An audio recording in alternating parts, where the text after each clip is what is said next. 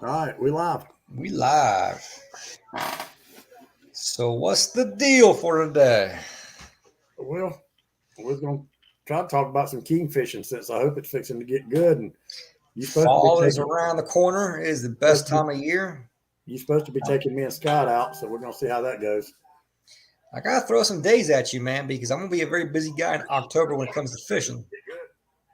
Oh, Dwight, I'm sorry, buddy. I had a reverb here. That I gotta throw some dates at you because I'm gonna be a very busy guy in October when it comes to fishing for sure. So Well, I'm uh, open anytime. You say yeah, when, I'm here. yeah. I don't know about Scott's Scott's a schedule, little but bit we'll get different. him going. We'll call Oh, Scott Mr. Pork Chop. hey, hold on one second. She don't have to go outside till I get on the show. Come on, Yeah. baby. Come on. Wanna go outside? The first person to comment, Wes will buy you a Ferrari. Do it. Waiting on you. She don't have to go outside. First comment gets a Ferrari. Compliments of Wes Rose. So, what, buddy? I was telling the viewers that the first comment gets a Ferrari bought by you. Oh, okay. Yeah, I got hell. Everybody thinks I got plenty of money. No one's commenting. Oh well. I guess everybody can see it. Like I said, we had to do it different since JR ain't on here, and he knows he's a lot more tech savvy with this shit now. Yeah. Well, don't nobody watch me and you'll talk about king fishing for an hour. Yep. I guess so. Where are they at? Let's see here. One minute. That's Josh texts me. Let's see. So he don't have time tonight.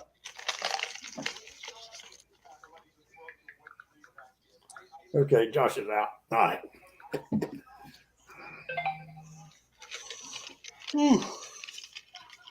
See how many viewers you got? Anyone coming in? We got 3 right now. You know, I noticed last week we had more viewers. Facebook user said, "What's up, my brothers? Hey, put your name up here, whoever you are, because on my screen this is only showing Facebook user.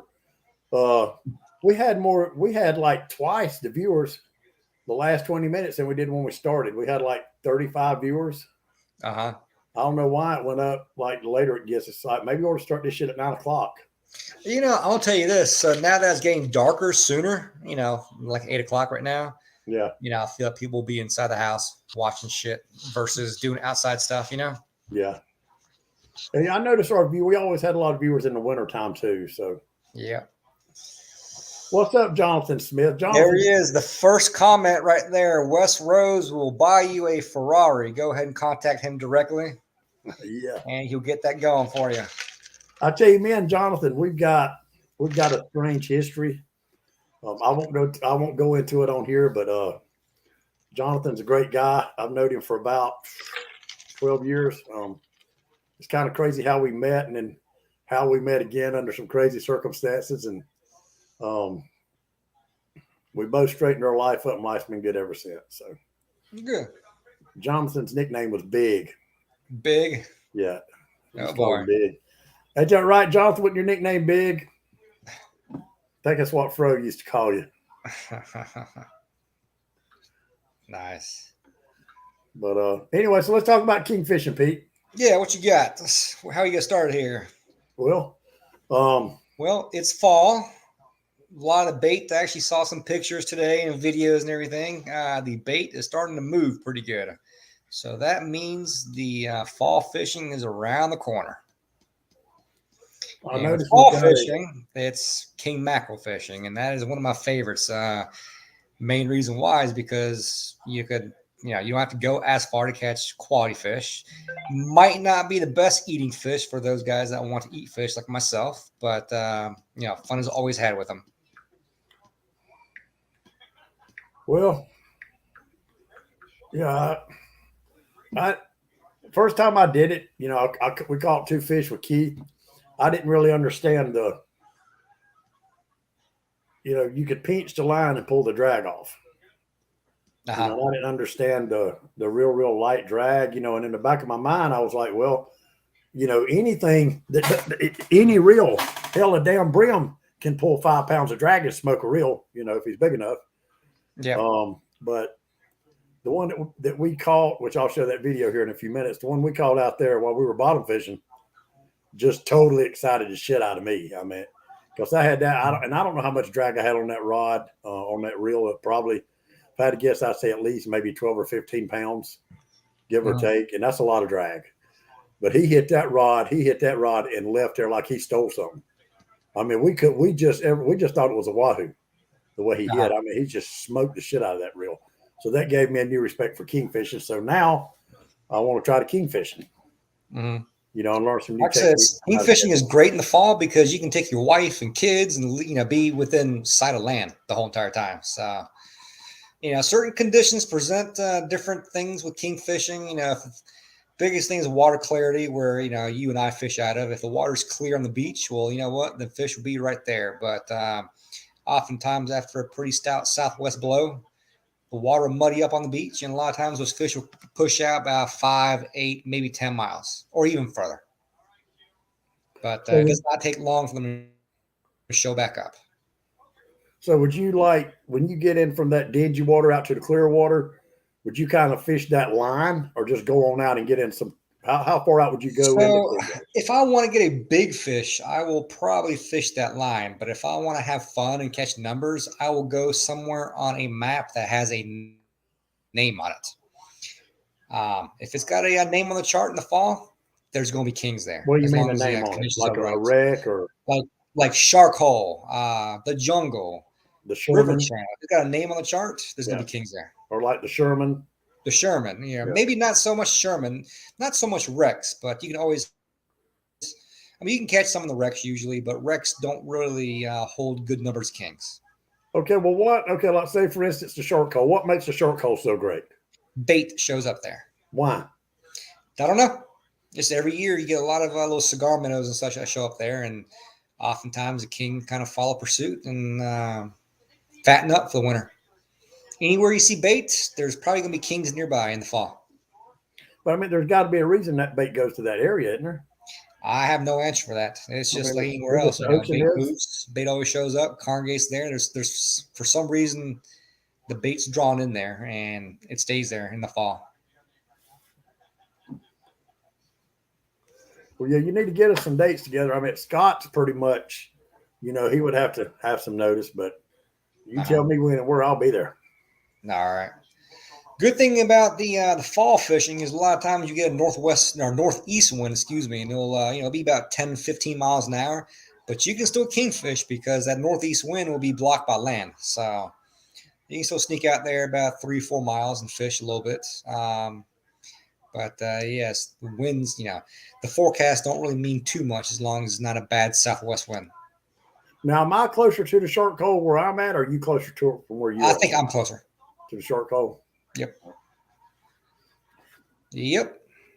Let's see, what else? You ever heard of the 390s? Yep, I've told you all about the 390s.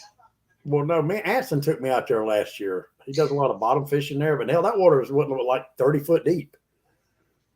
But now, why do they call that the 390s? It's low-rand numbers. Your GPS numbers. Yeah. You look in the chart, 390s. That's what I call 390s. Low-rand number. Yep. That's a good area in the fall. That's a real good area. When I first went down there, I bought this map that had all the wrecks and the coordinates and everything. And I was like, this shit's going to be easy. I'm just going to type these coordinates in my GPS. I'm going to go get on these wrecks and catch all kind of fish. Yeah. No. Don't happen like that at all. The easy button is not that easy sometimes, right? No, not at all. Yeah. King fishing will piss you off sometimes, man, because you go out there for a couple of straight days and not catch a dang fish at all. And then all of a sudden conditions change for the better. Yeah. It's like that snap of a finger, they fire off and they chew. What's going on, John? What's up? What's up?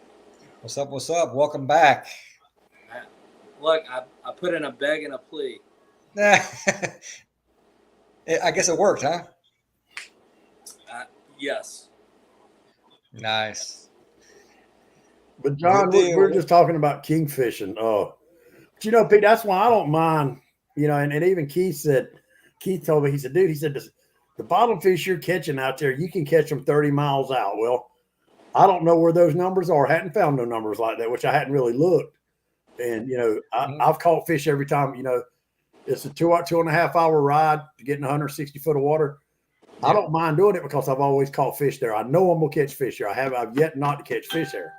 Yeah. Or I could go out there in 30 foot of water, or or go 30 miles out in 100 foot of water, 80 foot of water, and ride around all day and not find nothing. I've never fished those areas. So, and that's where trolling comes into effect. Pretty good, because you go out there to a spot where there should be some good bottom, and put out a spread, start trolling, and watch the machine.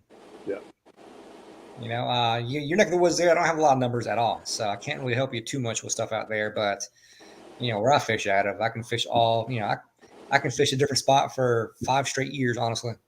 damn. Yeah. So, John, talking about king fishing, man. Just want to, I've been meaning to give you a call or text, whatever. But you are still in for the U.S. Open, right? I'm ready. You ready? All right.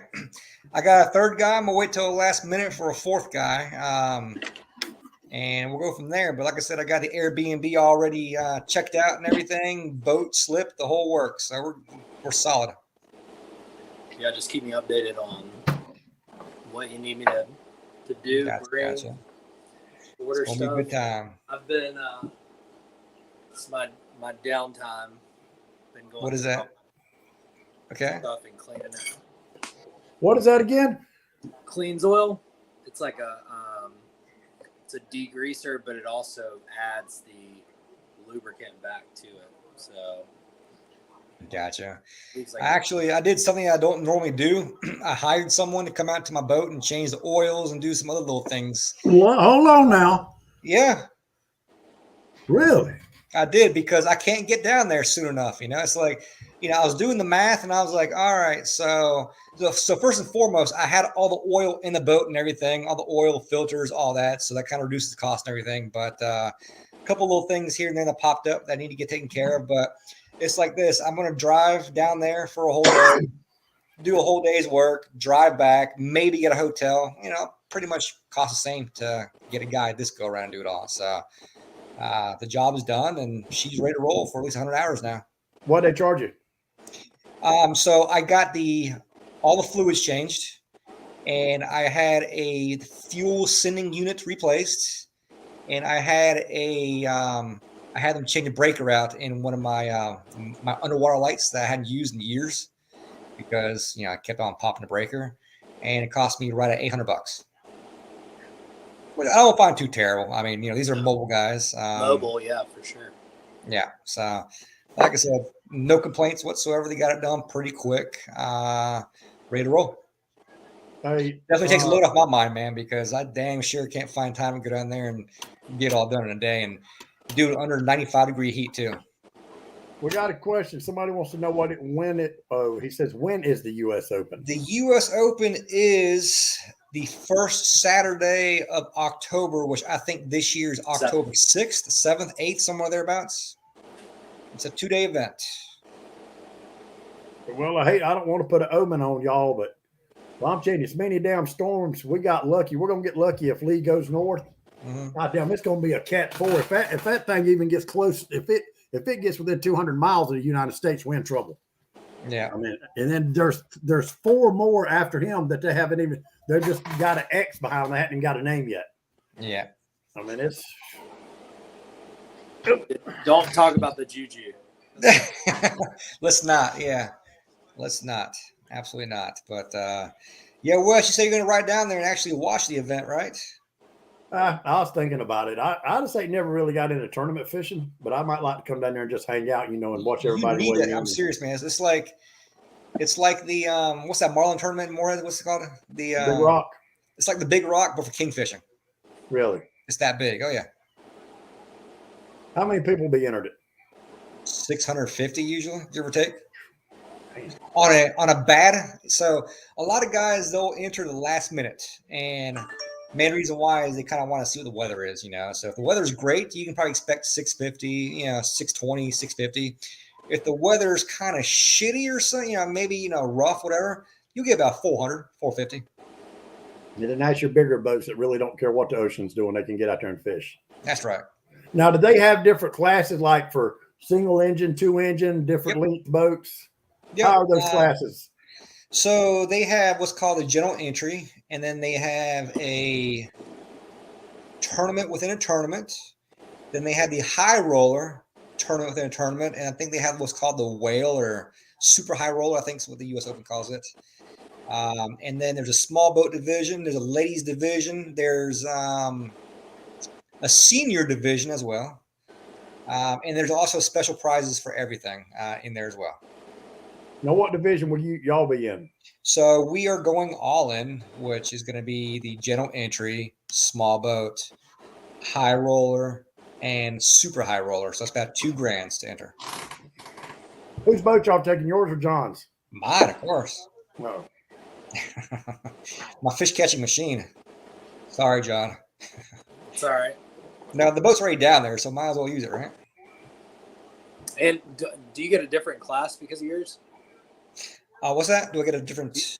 Yeah, don't you get what? You still fall under single engine. Do they have a, So they don't do single engine. They do small boat, and small boat is 23 and under, which I like that a lot better because you got other King tournaments that their small boat is 300 horsepower or less. So I couldn't enter mine on There's a small boat. 25, 26-foot boats out there that have got twin 150s, and they're still small boats. So I don't like that at all.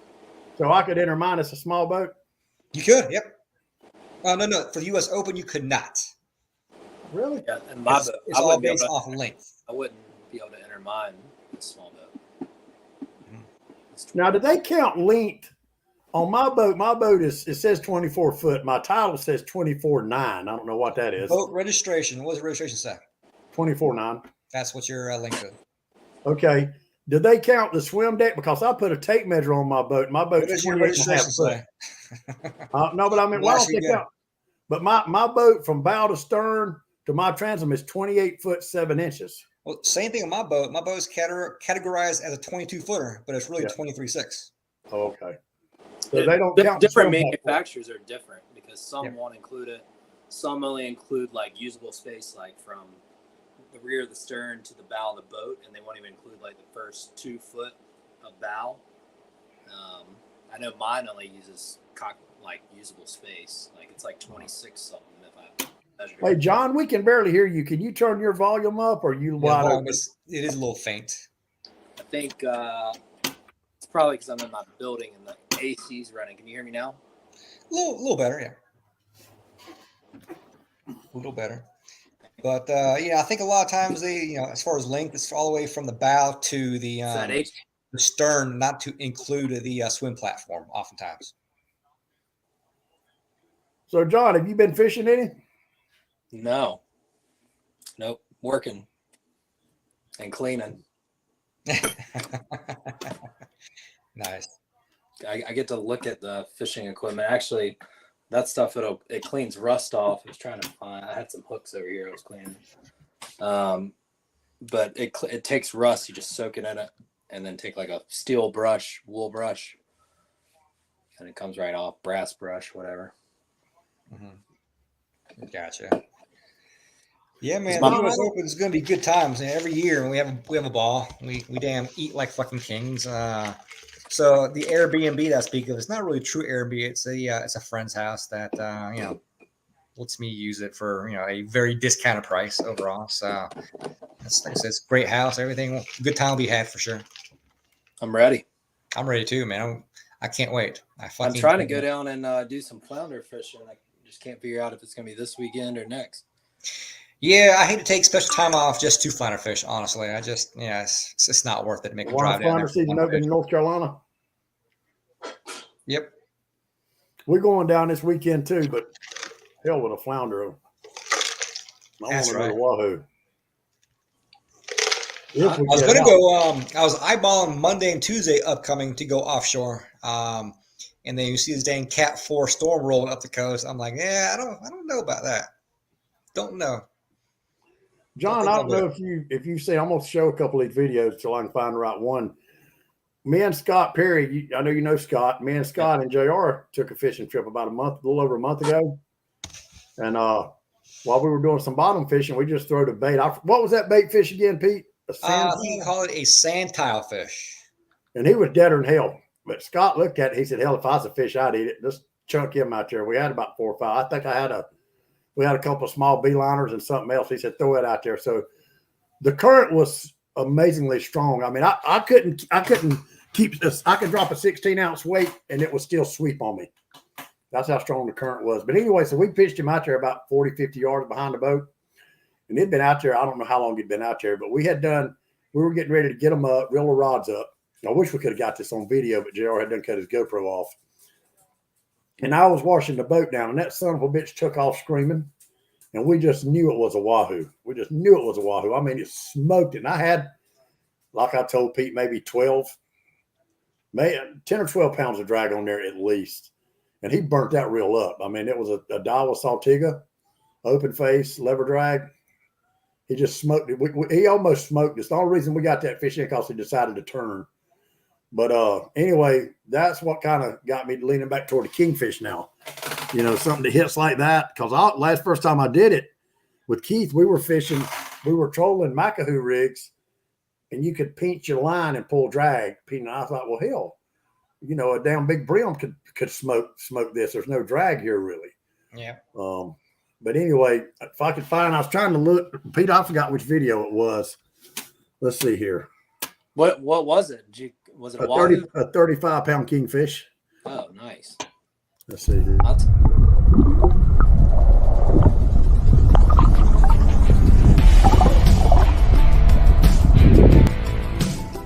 Wait, all this shit now.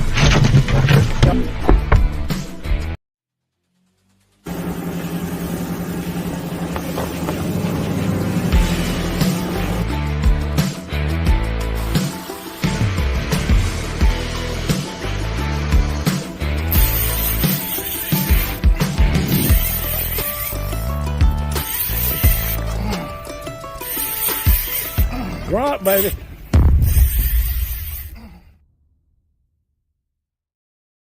This is JR. So where the current's taking me to the back. It's a remote. Where's the remote? Where's the remote? Go out. Ow! Ow! Here, come here. Get the rod. You're listening to the Real Fisherman Podcast. Be sure to like and follow on Facebook, and be sure to share it with a buddy.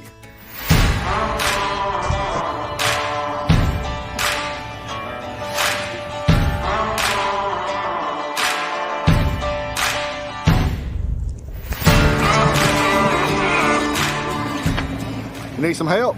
No. You got him? Well, damn, which video was it, Pete? I don't know. I don't have access to them. Let's see. Wait a minute. Thought it was this one.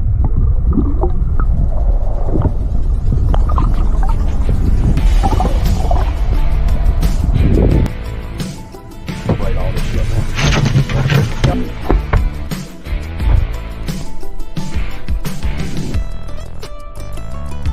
You going to bail him? I think I still got him on I think he might be.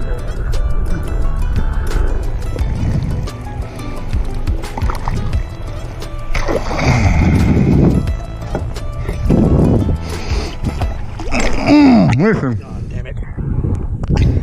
Good girl. Here, let me get him. Let me get him. Let me get him. Hold on.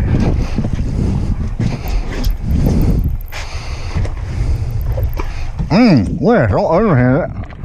Overhand. There you go.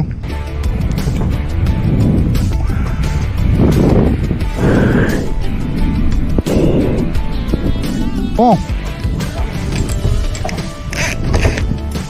Ha ha! Hey, now, Anthony Johnson. Woo! First time Scott went out with me, I accidentally hit the EPIRB button and called the Coast Guard on us, and you know that was that's something I'll probably never live down. But anyway, Scott, what do you think about it, buddy? This is the first time you've been out here like this, so. Oh, yeah, it was fun. Awesome weather. He's wearing the mic. Oh, all right. Hold on. I'm gonna give Scott the mic so he can talk. Just talk about what we did. Hey, testing. Yeah, it was awesome weather. I didn't get seasick. Got a sore shoulder. But I wouldn't say uncle. No, it was a great trip. Glad I came. Now we get ready to take a long ride back to the house and eat some fish. That's right. I'm gonna have Is that good? very good. I didn't tell Wes, but that's all amberjack.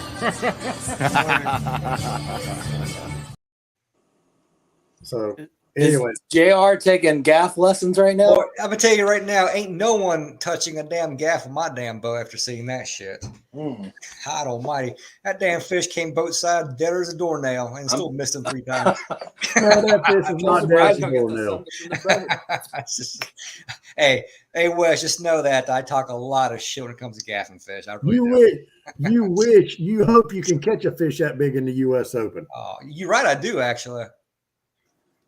Take And a I'll be honest with 37. you, I have many times. But that fish, unfortunately, in a good year, it will barely make the top 50. What do we need? Like 45, 50? I mean, 35 is a very good number. 35 will put you in the money, but guaranteed top 10 would be a 40. Or I'll say, generally speaking, 38 or so puts you top 10. That was a storm really messed kingfishing up last year, wasn't it, Pete? What storm Yeah. was it? I don't know what hurricane it was, but it just messed every damn thing up. Everything. Because that water stayed dingy for 2 months. It did. Well, they I pushed. kinda Didn't they personally- cancel one tournament? I really don't mind a storm rolling through because I have a couple aces in my my back pocket. I kind of know the area pretty well where these fish generally I know where they'll be at after a pretty significant blow. So yeah, but yeah, the storm really messed things up last year for sure. And speaking of King, by the way, I had King for dinner tonight. I know a lot of people want to talk shit about King, taste this and that, but I smoked a whole slab of King and this is pretty damn good. Some king balls. No, it was a whole slab of so on that trip that I did for red snapper season, we caught a couple kings and I kept one whole side of a about 10-pound king roughly. And yeah, threw the whole entire side on the smoker. Good shit. I always heard it was a trash fish to eat. It depends, man. It's apples to apples, I guess. Some folks like it, some folks don't. It's all a matter of how you cook it. I know Joseph Harrison said he makes a dip with it. He says it's the best dip. And that's the thing, yeah. So I smoked it, I ate some, and the leftovers, I'll make a dip out of it. Oh, okay. Chris Layton says it's delicious. I agree. Now, we ain't had that many viewers tonight. I don't think nobody cares about kingfishing but us. Yeah. It might be the way the show is on, I guess. I don't know if it's on JR's account it reaches out to more people. It's like a fun house over here. Sorry, my dog is going crazy. It's all good. My dog just got up going crazy as well. My dog's in there piled up in the bed, but if I get up and go in that kitchen and ruffle any kind of bag, here he comes. Oh, yeah. I mean, dude, he'll wake up from a deep sleep. If he hears a bag ruffling, he's in here. Uh-huh. So JR's taking gaff lessons. Wes, you got a trip planned this weekend? Yeah. You going offshore for Wahoo? Yeah. What's the Gotcha. weather look like this weekend? I don't know. I hadn't even checked it today, John. It I wasn't actually looking looked good a little bit today. ago. Let's Let's see see. here. Fish weather says frying pan tower. I use frying pan tower. I do too. Let's see, Tuesday, Wednesday, Thursday, Friday, Saturday at 6 a.m. I'm showing 3-footers at 5 seconds, and I don't want none of that. Yeah. 12 mile an hour, 15 mile an hour winds. Then it drops down to 2.9 footers at 5 seconds, and I don't want none of that. I'm hoping it'll change. Monday, Sunday looks shitty. Monday looks really good. 4 footers at 16 seconds apart. Uh-huh. That when you're talking about going, Pete? So yeah, I'm actually looking at it right now. Monday and Tuesday look beautiful. No wind whatsoever, but I see this 5.5, 6.1 foot swells. On Tuesday, I'm showing 7.5 swells at 16 seconds apart. Yeah, I'm showing 7.8, 7.9, 8.1 Ooh, on ooh. Tuesday with no wind at all. So yeah, there's something big going on out there for sure. See what wind finder. You use wind finder?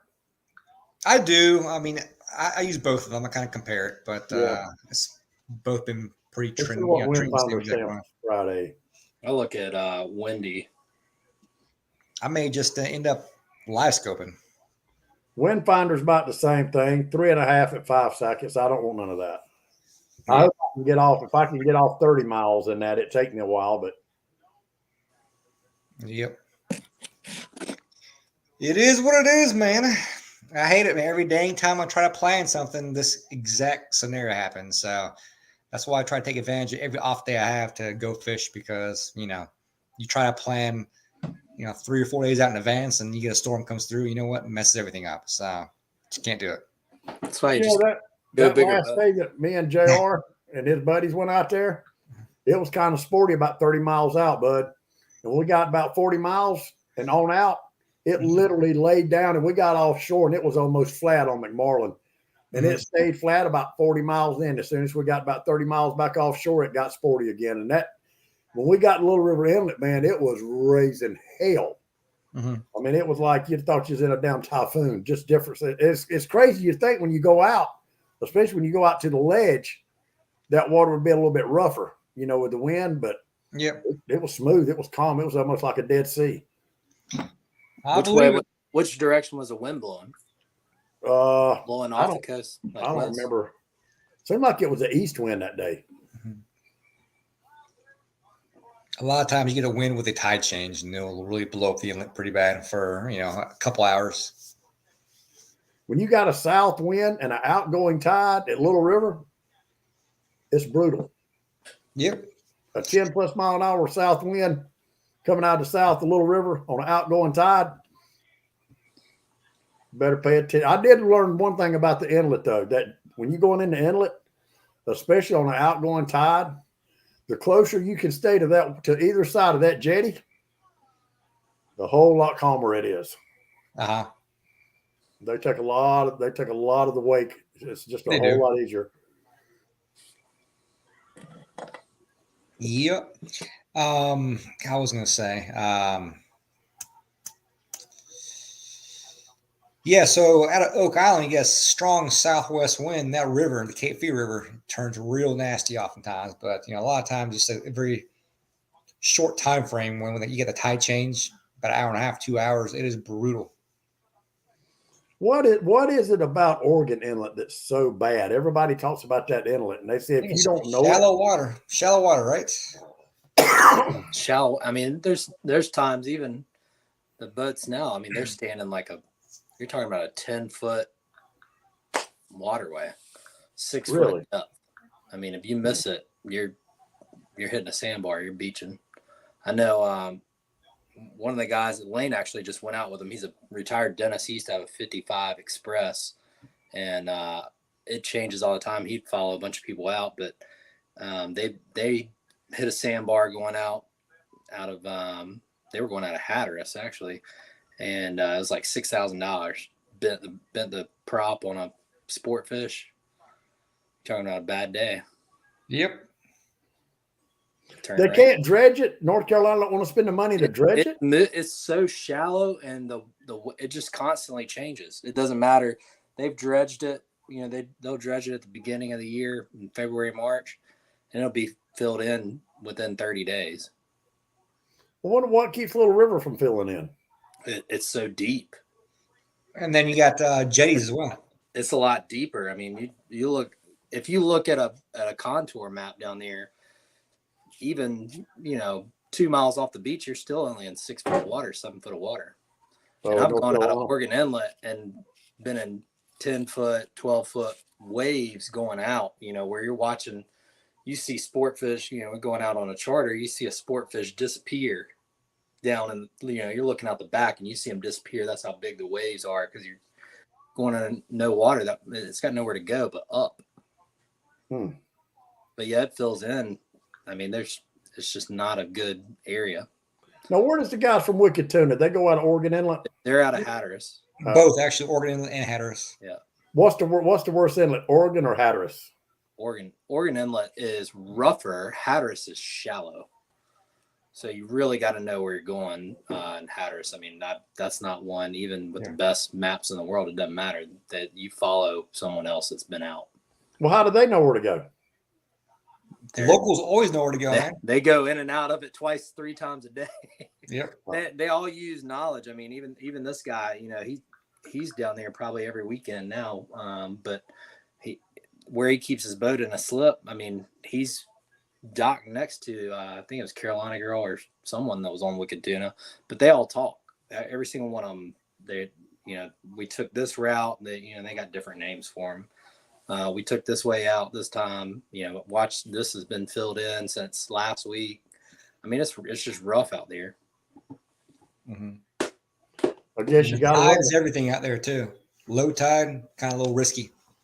But Oregon Inlet itself, I mean, just getting it's just rough. You'll see 5-footers in there. I mean, on a daily basis, it's a washing machine always. I've never seen that inlet, or at least since I've been driving a boat. I mean, we used to go out all the time when I was a kid, but driving a boat, I've never safely navigated out of that inlet.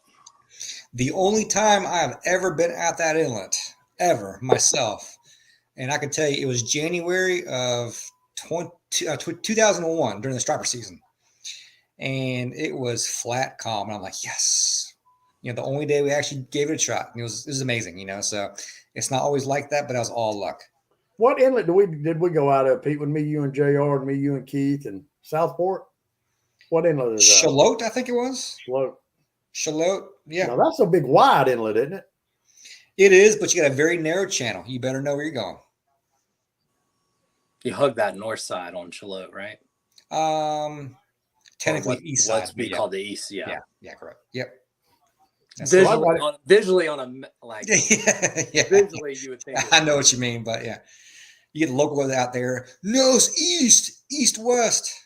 Yeah, when you're going dead south to get straight out. Yep. So we've got better inlets in South Carolina than y'all do. Oh, absolutely. You got jade in it. Absolutely. North Carolina is the graveyard of the Atlantic for a reason. It's actually a pretty good book you can read, about all these. It's just they'd be running, they'd be 20 miles offshore and hit a sandbar.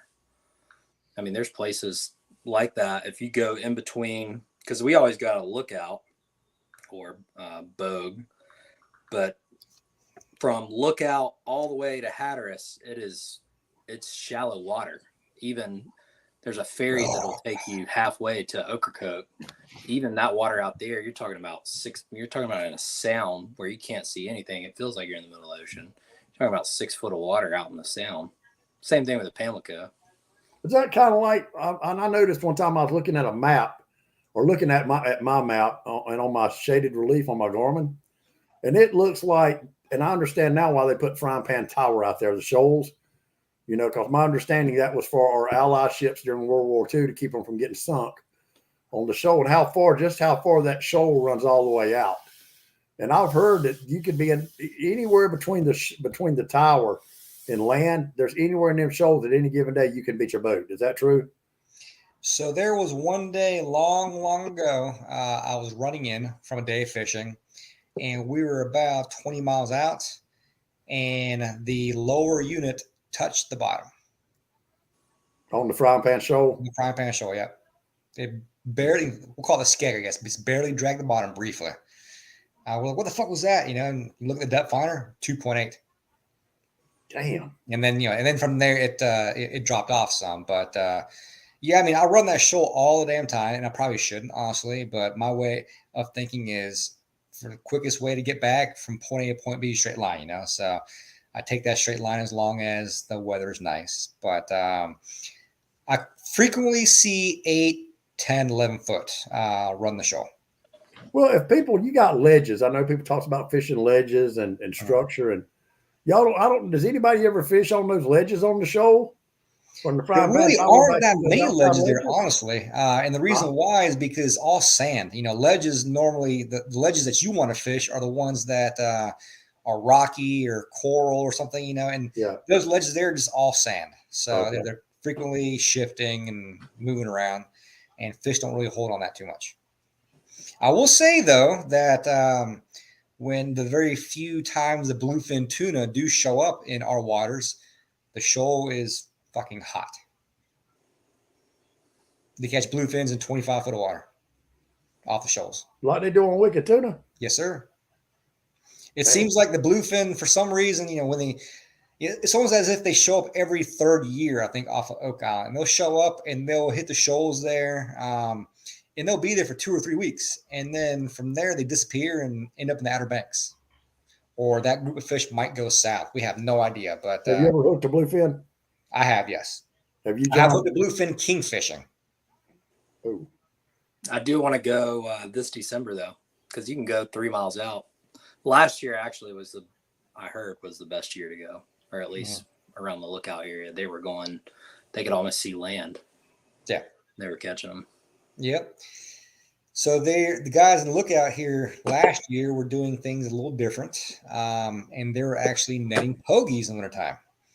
And it ain't like what you think of. You can throw a cast net and you can catch 50 or 80 with one throw. They're actually throwing a cast net and maybe getting 5 or 6. They're small scattered schools of pogies, but they were massive size, like let's say 12, 14-inch pogies now that time of year. And they were actually using those for the bluefin tuna. is Zach and them still fishing on? It's wicked. Have they got another season? I hadn't even been following. It hasn't started yet, I don't think. Is Zach back with them this year? I don't know. Zach is Roster Rockets? Yeah.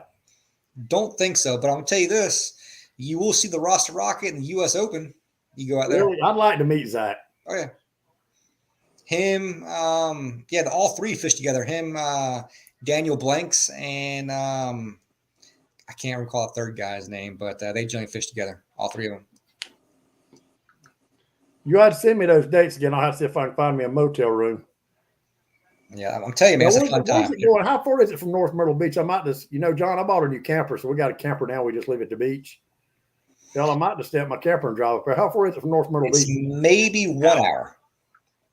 Well, hell, I'd just step my camper then. Might as well. It's 1 hour, maybe 1:15 at best. But it's a good time. It's a big party out there. Come out there for the captain's meeting. You don't have to fish tournament. You can show up for the captain's meeting, and it's a big party. I heard the weigh-in is exciting. They said, a buddy of mine said, "Yeah, you'll have them up there. They're screaming and hollering at you." It's fast. They don't want you to waste any time at all the weigh-in. So It's like a drive-by, right? So the last couple of years has been drive-by, just because So a few years back, Southport Marina got messed up from the storm, so they moved it to the wildlife access area there in Oak Island. And Southport wants them to come back, but they're like, you know what? This actually works out pretty good here, even better, honestly. And so they hadn't gone back to Southport. So it's a drive-by. Guys jump off the boat, and the captain takes off and meets you around there, Ballhead Island. Not Ballhead Island, excuse me, but there's a second marina there, not St. James Place. There's another one. I can't recall the name of it, but they'll actually golf cart you there, and then you meet up the boat, hop in, and go home. How much money's first place in this tournament, or does it depend on how many entries? Generally speaking, if you are in all the categories as far as high roller, super high roller, you're looking at about maybe 90 grand. Well, I thought it was bigger than the Big Rock. It's bigger as far as boats, yes. It's what? Bigger Well, as Big far Rock, as they're not millions. the turnout. Oh, it's many number of boats. Yep. Okay, I got you.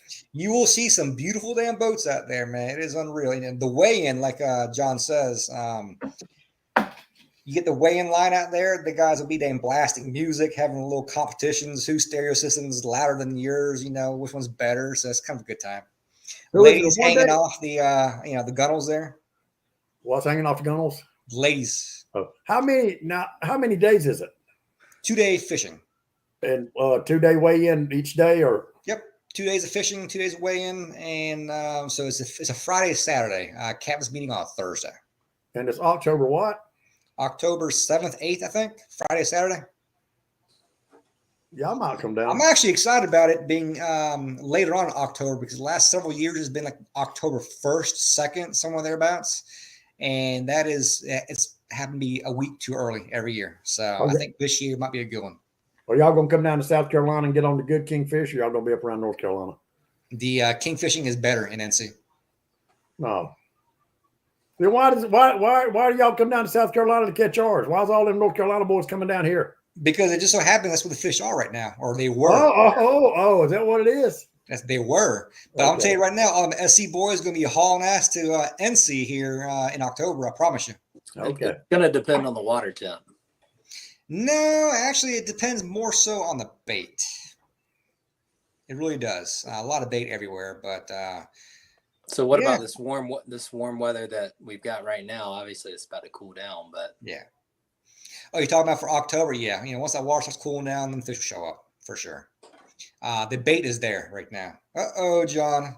Pay your power bill. No, it's a motion sensor out here. Yeah.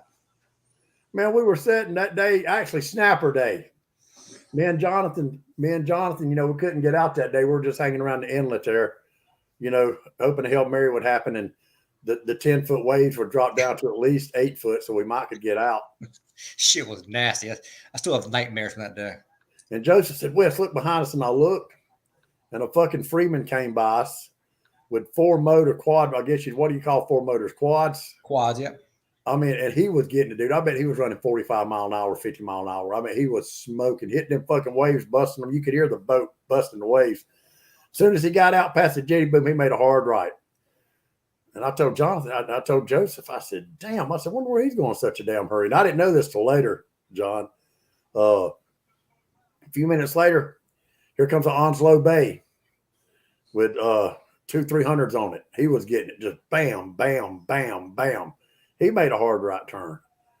And then a few minutes later, here come an Invincible.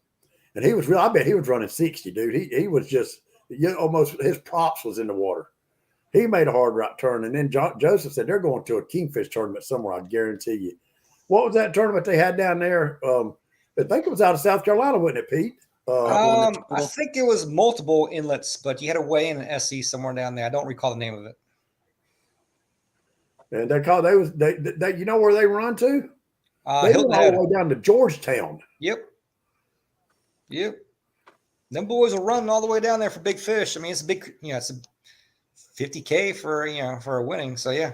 But when you're in a $1 million, I'm gonna tell you right now, man, unless there's big fish still down there. Actually, I take this back. The U.S. Open's got boundaries. You cannot go beyond Murrells Inlet.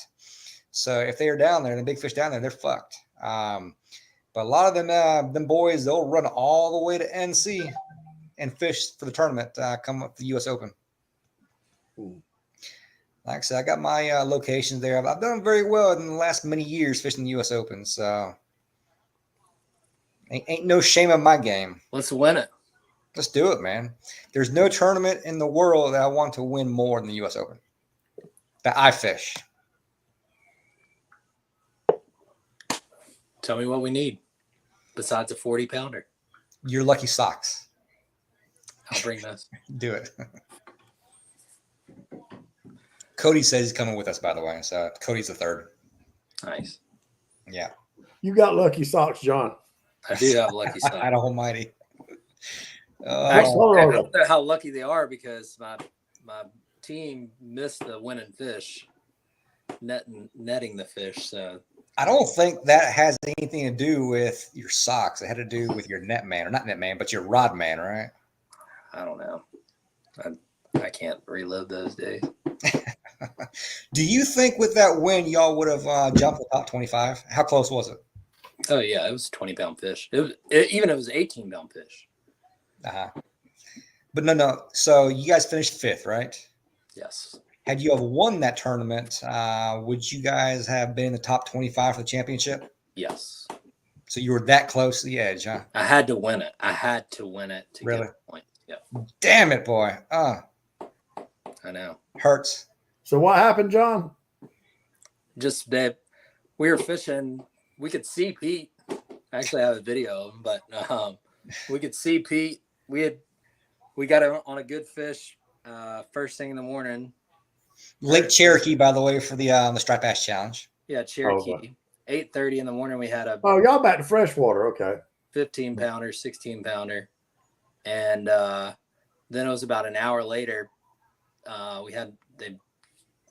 was recording. Chris was on the net, and Lane had the fish and got the fish up to the boat. And I swear I could have dipped the net from where I was at and got the fish, but Chris missed it somehow. Fish dove down again. I saw the fish roll. I saw how big he was. He was every bit of 18, 20 pounds. Lost him. And then we ended up catching another like 12 pounder, put us in fifth for the day. But that other, if we would have had, I think 15 pounds is what we needed to get 30. I think 28 or 29 won it or whatever. But yeah, A pair of 12s, I think it was, no. or a pair of 14s. We had a 15 and a 12. Yeah. Or we had we had 20. I think there was a 30. Maybe we had 25. Mhm. But No, I do remember clearly a pair of 14s, like a 13, 9, 14, one of those boys from yeah, we would have won big fish. We lost big fish by Yeah. 1 ounce on our other fish, but we would have won big fish. And Uh-huh. it just, anyways, this hurts, man. Hurts. water under the bridge. But look, man, I mean, you see, I just don't, I work all the time, man. If I'm not working, I'm doing housework or with the kids. And I just wish I could fish more. Maybe one day. One day I'm going to start an HVAC company or become a pilot. I know. Nah, I need to be an HVAC man. Is what I need to do. When I grow up, I'll do that one day. Set my own damn schedule, answer phone calls, say, no, I don't want that job. Hang up. They just came out and serviced mine. They sprayed some stuff on it and unclogged a drain, charged me $250. Damn, them HVAC guys ripping you off, huh? $250 in the fall and $250 in the spring. I'm like, you guys just came out. It was that dirty. He's like, no, we're doing AC maintenance. We do heat maintenance. And It's totally different. Hey, that's how we make our living. Look, hey, y'all don't, but nobody bitches when he just paid $800 fucking for his marine mechanic to come fix his boat. But if an HVAC man comes to work on his XN and charges a little money, they go all to hell. look, I was watching him because I was like, man, I need to learn how to just do this. And he got out his multimeter and his Freon or gauges. I was like, yeah, I don't have any of those tools. Right now, I've probably got, and I'm just roughly guess. If I had to roughly guess, I'd hate to have to buy all that over. I got a leak detector. I've got 4 sets of gauges. I've got a micron gauge. I've got a vacuum pump, hand tools, digital scales from our Freon. I got torches, nitrogen acetylene torches. Oxygen and acetylene torches, a nitrogen tank. Not to mention all my power tools. I'm probably $20,000, 20 grand in tools on my truck right now. And I've been doing this 33 years. Damn it. I just need the leak detector test and a gauge. But this lady told me a couple years ago, she said, you just charged me $600 and you was here for 28 minutes. That's right. I said, well, ma'am, let me tell you, first of all, I changed your motor. Okay. I changed an indoor fan motor for you, which was $216, and a new capacitor, which was $45. And the rest of that, you paid me for my knowledge, what I've been doing at that time for almost 30 years. Now, you could have called a Mexican out here, or you could have called another white guy out here. You could have called somebody out here that didn't know service and crossed your fingers, and they'd have put some wires together and hope they got it right. And if they did get it right and didn't burn your house down because they don't have no damn liability insurance, then you save $200, okay? But this is what you're paying me for. You're paying me for the fact that I'm going to stand behind what I do for a year. I've got liability insurance. So if something happens and this motor malfunctions or burns your house down, you're going to get a new house, okay? And your job was installed right. And you're paying me for knowledge. That's what you paid me 28 minutes for. And she said, oh, I never looked at it like that. I said, well, call me anytime you need. She said, yes, sir. I'll be calling you back, but I ain't heard from her in 3 years. So. I guess you got the job done. She didn't need you. She called the other guy that was $200 cheaper. The Mexican, yeah.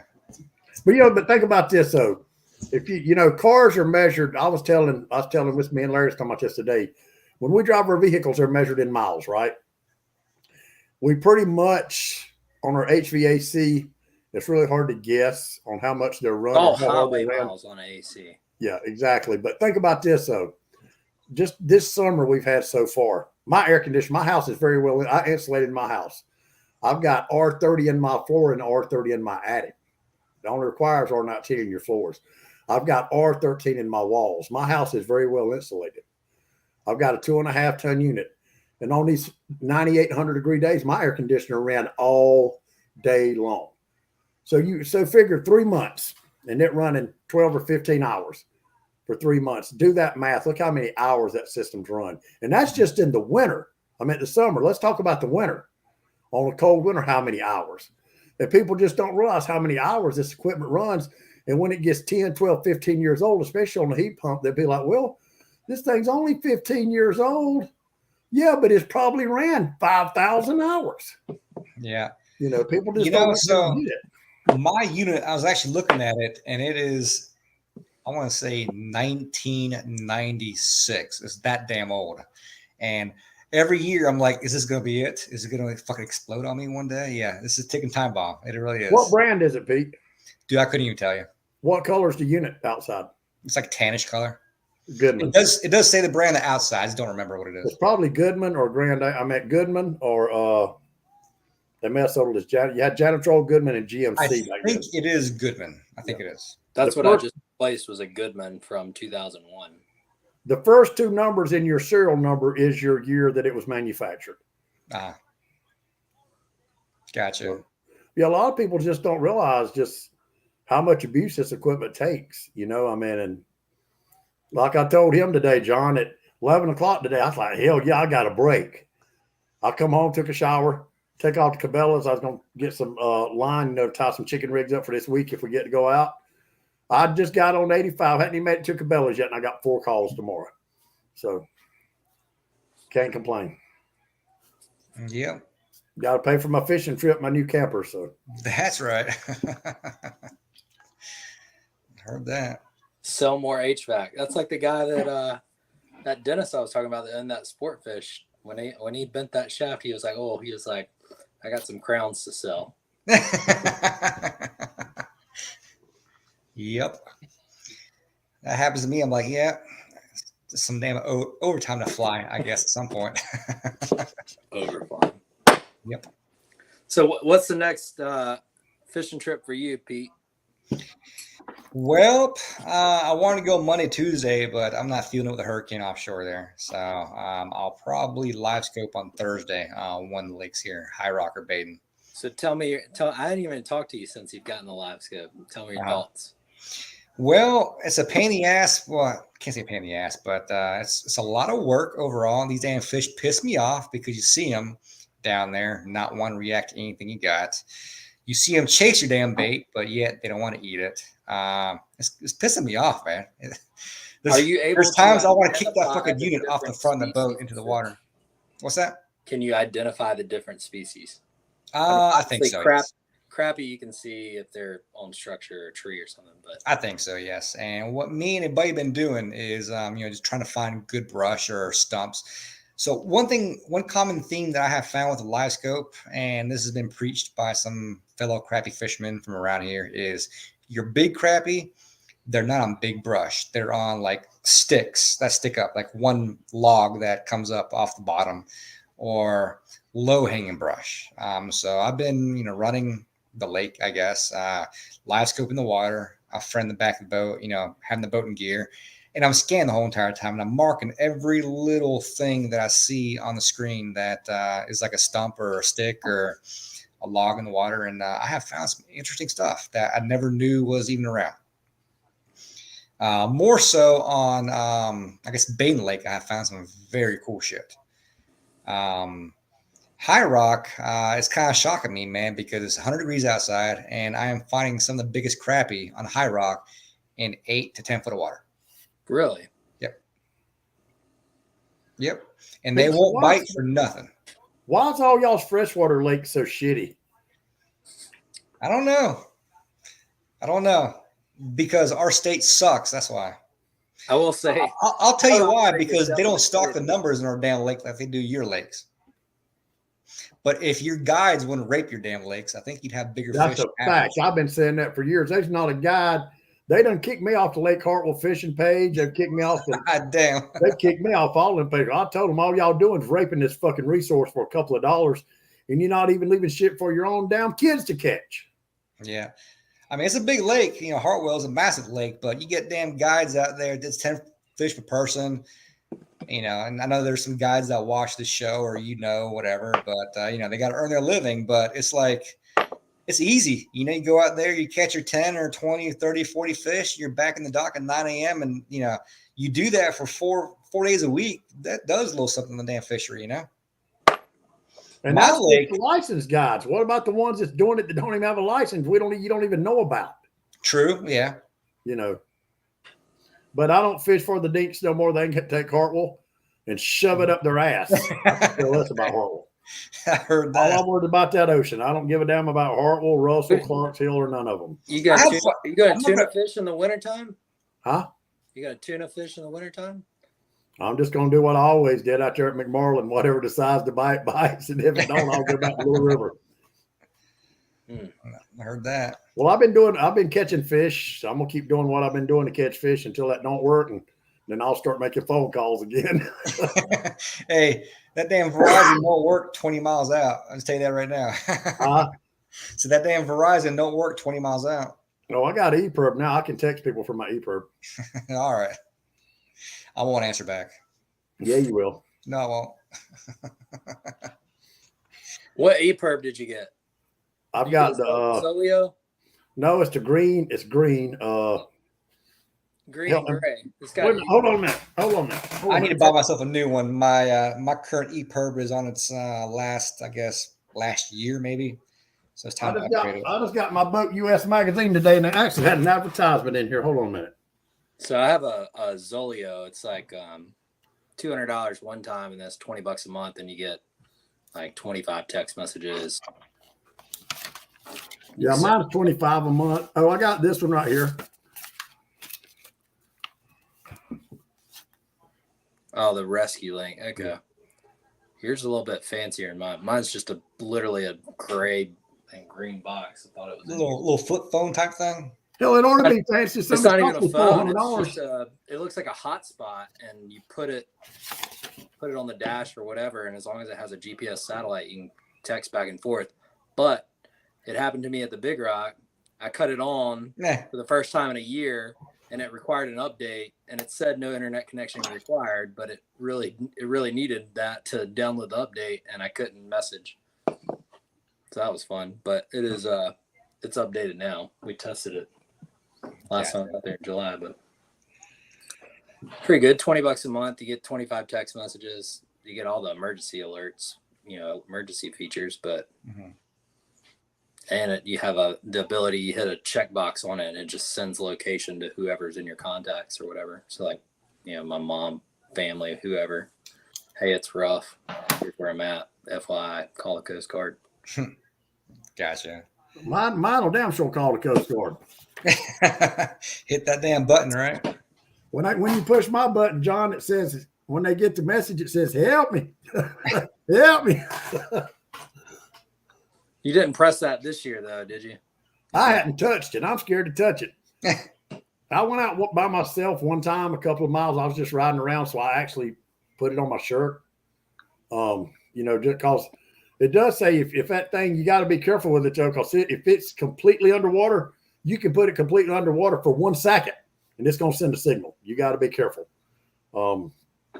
So Mike Bradford, a buddy of his, they were fishing in Venice, and I think I'm telling this story right, but they had been out fishing, and they got done, and the guy just laid his ePerb in his seat. Well, they was partying, smoking weed, drinking beer, and it started storming. And about 4 o'clock that morning, the damn police was knocking on their door. The Coast Guard was. And that guy went to the door, and he said, yeah. He said, what's going on? And he said, we got a distress call from this address. And the guy said he looked around. He was asking everybody after they done hit all the weed and trying to fan shit. They said, nah, man. And he was asking people, did anybody call the police? And everybody said, no. Who called the Coast Guard?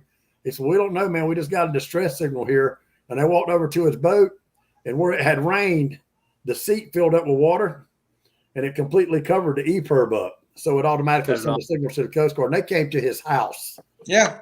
Yep. So, I've heard stories of that happening to a friend in Wrightsville Beach as well. So they definitely they're worth the money, and And like the lady told me, John, when she got out there, I told her, I said, ma'am, listen, I said, I'm gonna be honest with you. I watched a YouTube video on this thing, and I just put a brand new marine radio on this boat, and it quit working on our way out here. It just quit working. I don't know what happened. So that made me kind of worried. So I just wanted to. I thought I was testing this thing just to make sure that it was working, because we're out here because we didn't have a radio. And she said, well, she said at the end of the day, she said we'd rather come out here and it be an accident, like that, an accidental set off, instead of coming out here and somebody's dead or hurt or a boat capsized or whatever. And I said, now here's the ironic thing. I just figured after the Coast Guard while the helicopter was there circling for 30 fucking minutes before the cutter showed up, I forgot that I had a handheld that I bought to take to Chesapeake Bay with me for my Sea Ark. I said, ma'am, and here's the ironic part. I said, I just realized I had a damn marine radio on my boat, a handheld. So anyway, and they were cool as shit. They actually, do you remember, Pete? I said, listen, I want to mess with my friends because this is going to be a good story. I'm going to turn around. Y'all put handcuffs on me, make it like you're arresting me. So I turned around and they put handcuffs on me, and Scott took some pictures, like I was getting arrested. But I asked her, I said, does this cost anything? And, do I need to pay a fine? Or she said, no, it's free. And I said, well, just the taxpayer. Just tax. That's right.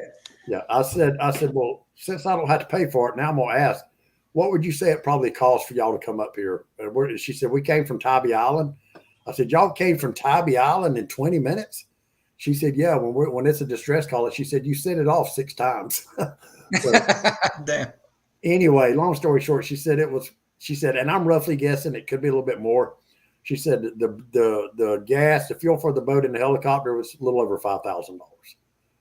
Wow. Yeah, I imagine it's probably 10 grand per trip by the time they figure overhead and anything else involved in it. You gave them a little excitement though, because I'm sure they don't want to sit there on base and just, monitor radios. Yeah, and they get six button presses. They're like, this son of a bitch is for sure. Yeah. He's going down, boy. He's going down. Getting the button stuck out there. Pressing it so. Well, when the helicopter came over, Scott said, I told you sent off something.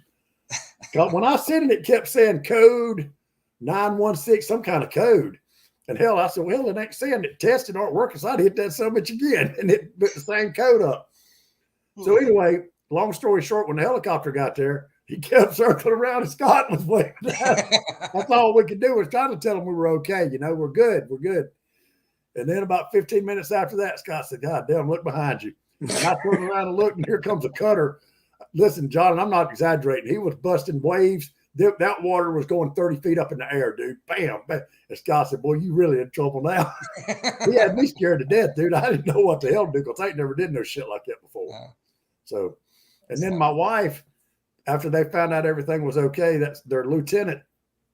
She told me about this later. He called and he said, Miss Rose, she said, you can, just wanted you to know we found them. They're not in distress. It was an accidental call. And you can call, you can let Miss Perry know, let Mr. Perry's wife know, they're fine, but they're not in distress. And my wife said, he's not in distress now. She said, you wait till his ass gets home. Oh, yeah. So have you ever, you said you had a set one, use one time, right? Yeah. Did you have an accident one time? We watched one get the guys, he had it strapped onto his throw cushion, and we were fishing the Big Rock last year, not this year, last year. And next thing you know, we thought it was Jordan circling around fucking looking for weed lines. It was like a plane circling around, the little small plane. Next thing you know, here comes the fucking helicopter, Coast Guard. I mean, you thought it was Jordan. Yeah, I thought it was Michael Jordan cheating, looking for weed lines. It was a white plane, like a okay. Plane. It wasn't a commercial airliner, but it was, it looked like some private plane circling around. Then the chopper came. Then the frigate ship, the big battleship fucking came. But that dude, his EPIRB fell over, and we watched it, and then he fucking almost hit us. I got a video of him almost hitting us, pulling off. But I think his wife, we turned over to the Coast Guard channel, and they were like, your wife called it in, your EPIRB says overboard. And they were like, you better get home. And the next thing you know, some bitch took off, almost hit us. He sure he was probably shitting his pants too. But they circled right, I mean, literally right over where his throw cushion was. And he was maybe a mile off. And he finally, I think they were telling people to turn in channel 16 or whatever from Big Rock. And he flipped over and he was like, oh, that's mine. He went over there and picked it up. Then almost hit us. No, well, that's one good thing though. Hey, that's a service, Works. it works. And you know that if you send that off, somebody's going to come to help you. So that's the main thing, so. Make sure it's updated if you have a Zoleo. Well, no, mine says mine's good for 3 years. When I activate mine, when you pull that little tab out, it's automatically on. It never goes off. It stays active. It says mine stays good for 3 years. After 3 years, you have to replace it. Just throw it away. Mine honestly is like a pager. It looks like a pager, and you can recharge it. It's just a little satellite device, but it has the same thing. It has a SOS button. If it gets submerged in water, it'll go off and drop the coordinates. Now, don't your radio, if you hit that button on your VHF, don't it have an SOS? How does that work? Yeah, but you have to have VHF fucking signal. It don't do no good if it doesn't. Well, I mean, usually it can transfer off one boat to another boat, right? On a repeater boat, the boat has to be repeating the signal. What's a repeater mean? Like some of your bigger sport fish, your bigger boats, they'll repeat back. But typically VHF is only line of sight, like maybe 10 miles, 12 miles. So you have to have, I know like in the Big Rock, they'll put a repeater, but they'll have several boats that are repeater boats. And that's the only way, like our signal would never, no way in hell get back. But some of the larger, depending on how high your antenna is. I mean, I know mine's a 6-foot antenna. It'll go 10 miles, 12 miles line of sight. That's it. So in theory, if you're 30 miles out and you've got a 6-foot antenna and it's up on your T-top and you've radio for help and there's no repeater boat or no one else that can relay the distress, I mean, VHF's, that's all it's good for. Yep. Well, I'm scared of my EPIRB now. I just tell people, hey, here it is. If something happens to me, You should be. I said, if something happens, don't try to open nothing. Just dunk your son of a bitch in the water. You ain't got to do nothing. Just dunk it in the water and somebody will come. I mean, I thought it was somewhat smart to put it on a throw cushion. Then I'm like, damn, my throw cushion, it'd get flipped over sitting on water. I mean, I just keep it on my dash. But I keep mine in my dry box, or if I'm by myself, I'll flip it right here on my shirt. Damn, we got no comments tonight. What is this? it's because I'm on here. It might be the way I'm showing a bunch of comments, but it might be the way we're having to do it tonight since JR ain't on here. Yep. I think so. But man, I am really, truly, it's been a busy couple months work-wise. I am really looking forward to the U.S. Open, man. I'm telling you, going big, man, going big. Look, send me what I need to do or any shit you need. You just need to show up. Really, it's about it. I got a 3,000-yard spool, 20-pound line right here, ready to spool up all the reels I got. Yeah, that's really about it. I got the rigs. That's the one good thing about king fishing. The expense is very low because if you're using live bait, it's just hand-tied king rigs, and that's it. So, yeah. Hey, just be prepared. Go ahead and make an appointment with your chiropractor if you're riding Pete's boat, or you're going to get the hell beat out of you. Hey. You watch what I tell you. I don't give a fuck if you sit on 3 bean bags. Look, I'm pretty sure Pete's boat is more of a deep V than mine, and I've taken mine off in 4. I've been out there in 5 and 6s. Wes is just old and brittle. He just don't know what comfortable is. Look, trust me, I've had my ass kicked out there. It don't bother me, and I know we're not going. Well, I don't know where Pete plans on going, but we're not going to 50 miles. Oh yeah, that's true. That's accurate. Right. We're not. And Pete don't like to run. At 5 footers, Pete ain't gonna run 15 or 20. He's gonna run that son of a bitch 45 miles a fucking hour and hit him. If I got a dang 30, 35-pound fish, you better believe that dang motherfucker ain't touching the damn wave on the way back. Yep. Well, I hope y'all get them, man. No, seriously, send me anything else that we need. And there will be a few things that need to be brought to the house because it's not furnished as far as bedding and stuff. But otherwise, that's it. Cool. Rod's got it all covered. Beer. Oh, absolutely. Yeah. Actually, I got something in the freezer for you from the last trip that you're potentially going on. Oh boy. It's been sitting there. Oh yeah. I don't drink it, but All right. Sounds good. Cool. all right. Well, I asked Lane if he wanted to fish the open with us, but I think he said he got some family shit going on that weekend or something. I don't know. I don't know what he's doing. His family shit's my family shit. I guess. Oh yeah. Shit. So you and Lane Ken? Yes, we married 2 sisters. Oh hell. No wonder. Yeah. We both married cranky sisters, so I bet his is crankier. Better hope they can't see this show. No wonder why y'all pretty close. Yeah, well, I'm telling you, man. I'll fucking eat, sleep, work, go back to work, ask if I can fish, maybe fish. There was a pretty hot striper bite. Was it last week and a half ago on Baden Lake, but that's kind of short lived. I was gonna go down Sunday morning, and I woke up and I just wasn't feeling it. I was just like, man, I don't want to deal with the traffic. I know what you mean, man. I know what you mean. Yeah, was it last week or a week and a half ago when the skies were overcast from whatever tropical system or storm system coming through? There was a real hot striper bite on Baden, shocking enough, and a lot of damn fish were caught. Good fish too. Good summertime fish. So yeah. So Well, does your wife like to fish, John? Does she fish with you?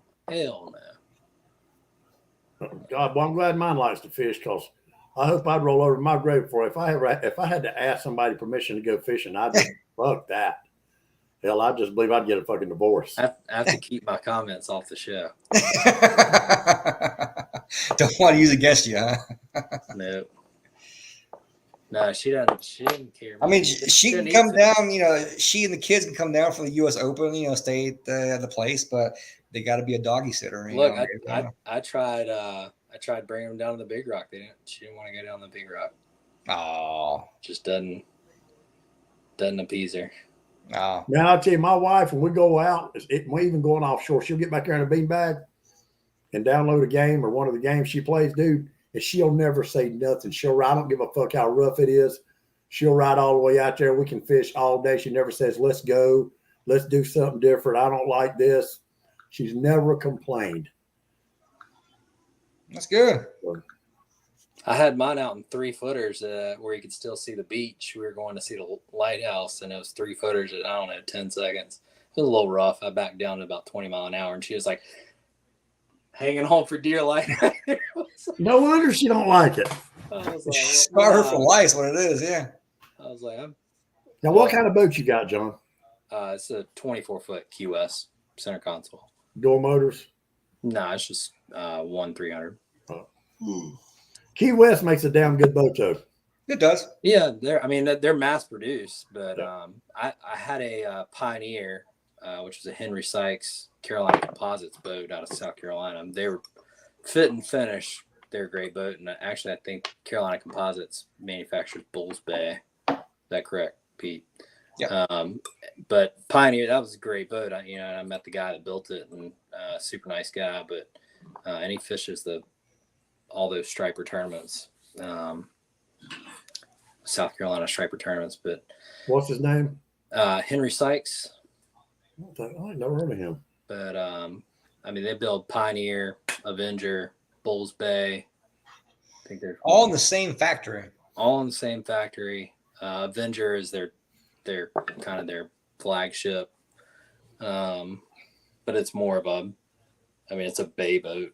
Like, they make a 26-foot bay. It's a good looking boat. But the brothers that created Carolina Composites it was 2 brothers. They are nephews, or the uncle is something to do with Scout. So if you look at a Pioneer and a Scout, they have the same flare, same whole design, like they're modeled after each other. Scout just has that heavy price tag. So I've heard the difference between the Pioneer and the Scout is more so like the craftsmanship between the both of them. better wiring, better connections, better this, better Yeah. that. Well, and you're paying for it. I mean, you look at a Scout 215 versus a Pioneer Islander. It's probably their closest, or maybe the Sportfish 215, and the Scout's going to be 25 grand more. Yep. But it's a better finished boat. But I've also heard they've had some quality issues since COVID, so I don't know. I think my next boat is either going to be a Grady White Canyon 336 or a Scout 350 LXF. If your wife lets you. That'll be a business. The business will buy that. Yeah, I was My telling next myself boat- my next boat's going to be 25, 28 footer, somewhere thereabouts, and I'll be content. I have no reason to get anything bigger than that, especially with this day and age, gas prices, and having a hard time getting a crew of 4. More than enough. Well, If I was going to buy a high dollar boat right now, I would buy, and I know y'all probably heard of them, but I would buy an Onslow Bay. so I like the Onslow Bay. good And bay. you can get them custom built, and I know the guy. So I've got a pretty good connection. One of my uncle's best friends finances like these mega boats, and he is like the name, for sport fish and boats above 30 feet. But he knows the builders, Onslow Bay, Yellowfin. He was like, whatever you want. He's like, I can get you in line. I can get you a boat made. And he was like, honestly, he's like, I'd go with the Onslow Bay. And he's like, that 33 that they have that's all you need. The only problem with Onslow Bay, I still need it somewhat family. I need the bow seating, which they can customize and put in there. But I've heard Yellowfin are still good boats, but I've heard that they're not worth what they want for them no more. they're expensive. They're narrow, They are. very narrow boats. They don't have that wide beam. But the Grady White's a mass-produced boat. I looked at it when I was down there. I kept my boat in a slip when I was down there at the end of July, and there was a guy that had a brand new one, and I stepped on it, and I was like, that's what I want. Now, they're made in South Carolina too, correct? That I can't answer. I know one of the dealerships that I called about one, they were in Chesapeake, but that it was a nice boat. Where They're are heavy, those right boats made? heavy boats. So, but I think next year that's on the agenda. Is it? I'll be damned. I didn't know this. Look at this. We can't read that shit. Greenville. North Carolina. I Interesting. didn't know that either. Went to school there. EZU. It was an easy 5 years. EZU. There you go. What do y'all think as far as, and I know you got different options when you say best. Would you say a Freeman right now is probably one of the best offshore boats money can buy? I don't know, man. I really couldn't answer that because I've never been on one. So They're some of the most expensive. they are. They absolutely are. Well, I mean, Freeman, if you look at it too, like WorldCat, I mean, that they were originally that dual hull design. Yeah, Josh Flynn, my buddy Josh Flynn's got a WorldCat. Yep. So I mean, WorldCat. Then I think Freeman did the step. They did the step hull that kind of made them better. But from what I've heard, Freeman, Invincible, and I think it's not Sea Hunt, but Sea Hunter. They all have like a line that's comparable, but I think Freeman obviously is the one that you're paying a little bit more money for that price tag. I wouldn't pay $1 million for a 40-foot center console. I can tell you that. Now he lives in South Carolina. Don't he live in where Beaufort? That I couldn't tell you, but they believe in their product for sure. It comes with a price tag. I just at that price point, all right. It's not worth it. Let me just find someone else and get a sport fish and have air conditioning. I mean, Yep. but now that Scout 350 LXF, it's got kind of a cuddy cabin, rod storage, air conditioned generator. I mean, it's and I think it can handle some stuff too. But those for, I mean, $1 million for 40-foot center console, no. Yeah, I agree. Yep, he lives in South Carolina. Actually, he made Jimmy Buffett's boat. Jimmy Buffett's was a Grady White. No, the Freeman. Yeah, I don't have Jimmy Buffett money. 2020, July 14th of 2020, Freeman experimented with a Pilot House novel. There he is, Danny Freeman. There he is with Jimmy Buffett. Yeah, now I'm just dreaming. I'm in Margaritaville right now. Now, There it is, whatever 42. Pete wants to go in half on something. Nice. 42 foot. Pete, what you do is you get 4 or 5 people, and you go in on a used Hatteras or a Jared Bay. I don't know. I don't know. I mean, ain't nothing better than fishing in comfort. That's a fact. I would love to have, man. If the ownership of a sport fish wasn't so ridiculous, like getting a diver for bottom, scraping the bottom, and Having a slip, all that shit. having a slip, filling it. You know, if you go to fill it up and it's $10,000, like I think I could do filling up 200 gallons of gasoline, but when you're talking about 800 gallons of diesel, Yeah. it's like A little different. Right? that's Changing the game. I mean, that's a different ballpark. You know, Yeah. one's like, okay, I won't eat for a month and go fish for a whole weekend. Yep. That's a fact. All right, well, I'm off. Yeah. Game over. I'm I'm out of tapped here. out. No wonder. Yeah, he's got money. He lives in Charleston, South Carolina. Oh, yeah, Sure. he builds $1 million boats. All right. Well, it's been a Charleston is good South show, Carolina Wes. business. Huh? It's been a good show. We'll go ahead and sign out. All right. John, it's good to see you again, buddy. Good to see you, Wes. Maybe Enjoy I'll the see you at camp. the weigh-in when y'all getting all that money. That's right. That's the good juju we need. That's right. Yeah. Get them That's dang right. good luck socks, though. Boy, I tell you. I Get got them ready. Get them ironed. I want to see them ironed and pressed. it's gonna be fresh. All right. Sounds good. All right, All right. buddy. Y'all have a good one. Good night, everybody. All right. We'll see you. Yeah.